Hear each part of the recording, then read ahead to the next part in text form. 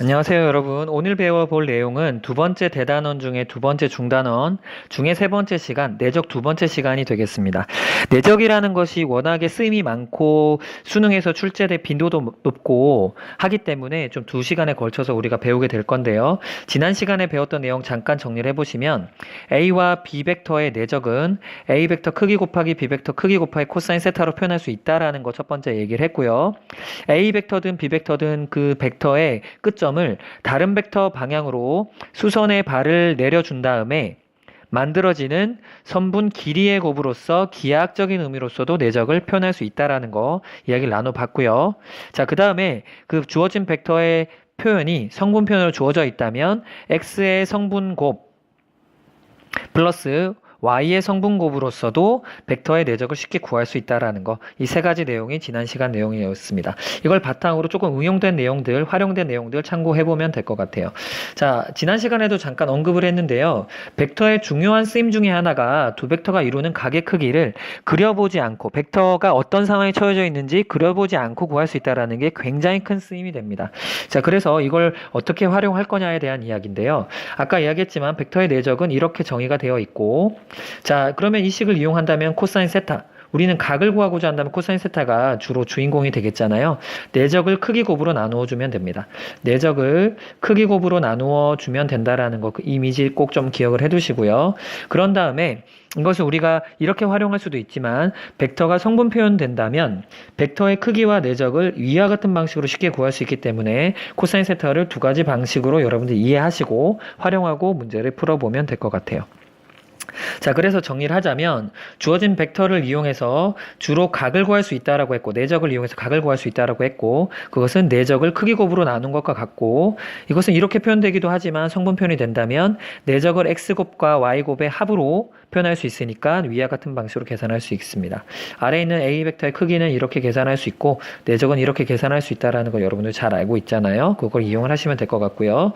자, 그럼 이걸 이용해서 교과서 간단한 예제를 한번 풀어보겠습니다. 각의 크기를 구하라고 했으니까 우리는 코사인에 주목하시고 아까 강조했던 것처럼 벡터의 내적을 크기 곱으로 나눠주시면 돼요. 이렇게 표현을 해줄 수 있겠죠. 자, 그런데 이 문제에서는 그림이 주어져 있지 않고 벡터의 성분이 주어져 있기 때문에 성분편 이용해서 계산해 주시면 됩니다. 벡터의 내적은 x의 성분 곱하기 x의 성분 곱하기 그 다음 플러스 y의 성분 곱해 주시면 되고, a 벡터의 크기는 x제곱 y제곱 그 다음에 루트 그 다음 x제곱 y제곱 루트 이렇게 계산해 주시면 되죠. 계산해 주시면 분자는요 2 플러스 3이니까 5가 되고요. 분모는 루트 5와 루트 10이니까 계산해 주시면 루트 50분의 5가 되는데 루트 50은 5 루트 2와 5가 되니까 계산해 주시면 2분의 루트 2가 됩니다. 코사인 세타가 2분의 2 루트 2가 됐다는 뜻은 세타는 0에서 파이까지의 범주가 우리가 벡터의 각이라고 했으니까 4분의 파이다라는 각이다라는 것을 참고해 줄 수 있다라는 거죠. 조금 응용된 문제도 한번 풀어보겠습니다. 이때는 성분편이 주어지지 않았고 벡터의 정보들을 이렇게 준 상태인 것 같아요. 코사인 세타를 구하라고 했고 A 벡터와 B 벡터가 이루는 각이라고 했으니까 우리는 코사인 세타를 A와 B 벡터가 주인공이 돼야 돼요. 그래서 A와 B 벡터의 내적을 A와 B 벡터의 크기곱으로 나눠준 게 우리가 구해야 될 대상입니다.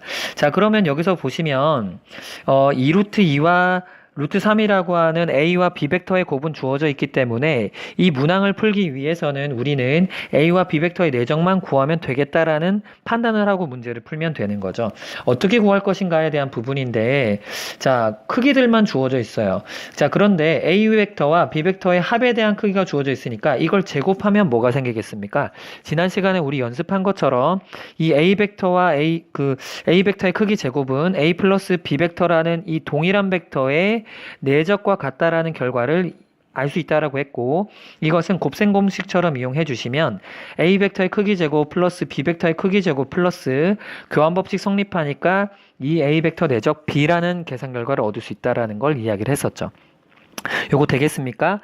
내적이라는 것을 우리가 알고 싶은데 그 내적을 튀어나오게 하려면, 식에서 나오게끔 하려면 제곱이라는 것을 활용하면 된다라는 거 굉장히 문제에서 많이 쓰이니까 활용을 해주세요. A 벡터의 크기 제곱은 8, b벡터의 크기 제곱은 3이 되고요. 2a 내적 b가 됩니다. 자, 그런 다음에 좌변에 있는 것은 a 플러스 b라는 벡터의 크기 제곱을 해주시면 되니까 15가 되죠. 자, 이만큼이 11이니까 넘겨주시면 a 내적 2a 내적 b는 11을 15에서 빼주시면 4가 되고요. 따라서 a 내적 b라는 이 내적의 값은 2가 됩니다. 이걸 여기다 대입해 주시면 우리는 결과를 얻을 수 있죠. 루트 6분의 1이 되겠죠. 왜냐면 이것이 2가 되니까 약분해 주시면요. 자, 그래서 6분의 루트 6이 우리가 원하는 코사인 값이다 라는 거 알 수 있겠죠. 이거 꼭 좀 연습을 많이 해주세요. 필수 유형이 되겠습니다. 번째 배워볼 내용은 두 벡터의 평행과 수직에 대한 이야기입니다. 이건 어렵게 생각하지 마세요. 결국은 내적이라는 것을 이용해서 벡터의 각을 우리가 확인할 수 있다고 했고 그 각에 대한 정보 중에 특별한 것들이 평행과 수직인 거죠. 자, 지난 시간에 한번 이야기를 해봤던 적이 있는데요. 벡터가 이루는 각이 수직이라면 즉 2분의 파이라고 한다면 코사인 2분의 파이가 0이 될 테니까 내적이 0이 된다라는 건 여러분들이 쉽게 알 수 있을 겁니다. 자, 그럼 벡터가 평행한다면 같은 방향이거나 아니면 반대 방향이 되니까 코사인 세타가 1이 되거나 마이너스 1이 돼서 벡터의 내적을 이렇게 쓸 수 있다라는 것도 참고로 해두시면 아래와 같은 결과를 얻을 수 있죠. 두 벡터가 평행하게 된다면 내적의 값이 플러스 마이너스 곱이 되고 수직하게 된다면 내적의 값이 0이다라는 것은 좀 여러분들이 중요하게 판단하면 되는데요. 그 중에서 수직을 여러분들이 좀 특별히 알아두시면 되고 평행은 제가 추천하기로는 이 방법보다는 그냥 평행하게 되면 두 벡터가 실수배가 되는 거 알고 있죠.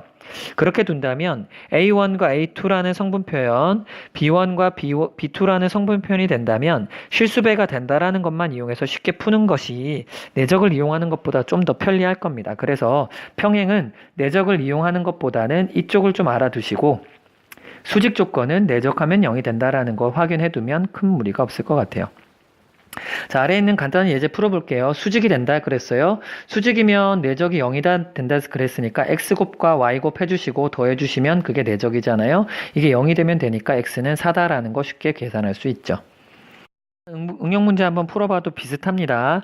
A 벡터와 수직인 벡터, B 벡터라 했으니까 B 벡터의 성분 표현을 x, y라 두시면 A 벡터와 B 벡터를 내적해주면 0 나와야 되죠. x 성분곱, y 성분곱 해준 것이 0 되면 되니까 이항시켜주면요. x는 마이너스 2y가 됩니다. 자, 그것을 여기다가 대입해주시면 이 xy라는 문자를 하나로 통일해서 쓸 수 있으니까 문제 풀기에 좀 용이할 것 같아요. 그래서 B 벡터를 이렇게 표현해주시고 크기가 2루트 5라 했으니까 B 벡터의 크기는 어떻게 계산합니까? x의 제곱, x제곱 이렇게 쓸 수 있죠? 그다음 y 성분 제곱한 다음에 루트 씌우면 되잖아요. 그럼 요만큼 계산해 주시면 5y제곱 루트 이렇게 되겠죠? 이만큼은 루트 5y라고 쓸 수가 있겠죠. 물론 절대값이어야 될 것 같아요. y가 음수일 수도 있는 거잖아요. 근데 이것이 2루트 5라고 했으니까 우리는 어떻게 되겠습니까?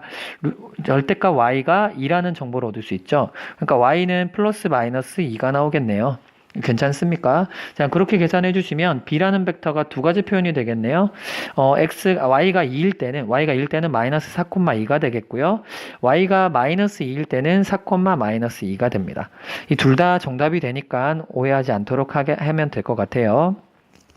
자, 마지막으로 벡터 내적의 활용 한번 보도록 하겠습니다. 자, 세 가지 테마를 잡아봤는데요.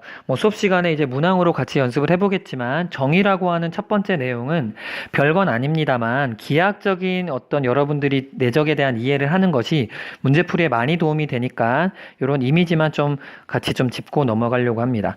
자, A 벡터와 B 벡터가 시점이 꼭 같을 필요가 없거든요. 그렇게 됐을 때 A와 B 벡터의 내적을 기하학적인 의미로 본다면 여러 번 강조하고 있지만 한쪽 벡터, 어느 벡터든 상관없습니다만 이 그림에서는 A라는 벡터를 B 벡터 방향으로 수선의 발을 내리는 것이 좀 좋을 것 같아요. 이렇게 수선의 발을 내립니다. 그렇게 했을 때 만들어지는 이 선분과 원래 주어져 있던 이 선분 길이를 곱하는 것이 벡터 내적의 기하학적인 의미가 돼요. 괜찮겠습니까? 자, 그래서 이렇게 수선의 발을 내린 것의 길이를 L이라고 한다면 우리는 이 내적을 어떻게 이해를 할 수 있냐면 L 곱하기 B 벡터의 크기라고 이해할 수 있다라는 거. 이거 꼭 좀 알아두세요. 기하학적인 의미를 많이 활용하게 될 겁니다.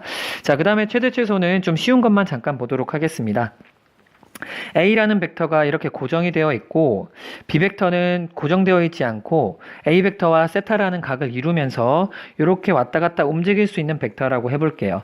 그렇게 했을 때 A 벡터와 B 벡터의 내적의 최대값과 최소값을 한번 생각해 볼 만한데요. 자, A 벡터와 B 벡터의 내적은 A 벡터의 크기 곱하기 B 벡터의 크기 곱하기 코사인 세타로 주어지니까 최대가 되려면 코사인 세타가 최대인 상황인 거죠. 근데 코사인 세타가 최대가 되려면 세타가 0 라디안일 때입니다. 즉 그래서 0 라디안일 때는 요건 요렇게 써볼까요? 0 라디안일 때는 A 벡터와 B 벡터의 크기만 남게 되겠죠. 이때는 세타가 0 라디안일 때입니다. 0도라고 하는 게 좀 의미에 좀 도움이 될 것 같아요. 최소가 될 때는 코사인 세타가 마이너스 1까지의 최소값을 갖게 되니까 이때는 마이너스 A 벡터 그 다음에 B 벡터일 때죠. 이때는 세타가 180도일 때인 거죠. 완전하게 반대 방향을 마주 볼 때입니다. 이렇게 B 벡터가 있을 때가 최소가 되고요. 이렇게 B 벡터가 올 때가 최대가 됩니다. 길이 곱으로 이해를 하신다면 이때는 B 벡터가 반대 방향으로 있을 때는 이 길이와 이 길이를 곱한 것에 마이너스 부호가 있고요. 그것이 내적의 최소값이 된다라고 이해를 하시면 됩니다. 그러니까 둔각 이상이 되면요. 내적 길이 곱한 다음에 마이너스 붙여주신다 생각하시면 돼요. 자, 마지막으로 삼각형 넓이 잠깐만 아이디어만 공유하고 넘어가도록 할게요. 자, 삼각형의 넓이 공식 이거 까먹었으면 기억을 해두셔야 돼요.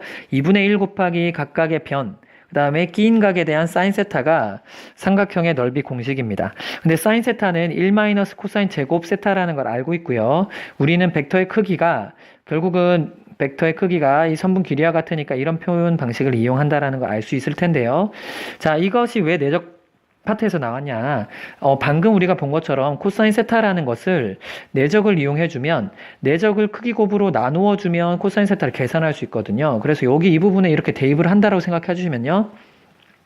2분의 1 A 벡터 크기, B 벡터 크기 한 다음에 루트 1 마이너스 A 벡터의 크기, B 벡터의 크기 분의 A 내적 B라는 계산을 해서 이걸 제곱해 주시면 계산이 된다라는 거죠. 그래서 문제 정보에서 내적 값이 주어져 있다라고 한다면 그걸 이용해서 코사인을 구해서 사인 값을 이렇게 추정해내서 삼각형 넓이까지 구할 수 있구나라는 활용도 꼭 좀 이해를 해두시면 되겠습니다. 자, 이 문항풀이는 수업 때 같이 연습을 해볼게요. 여기까지입니다.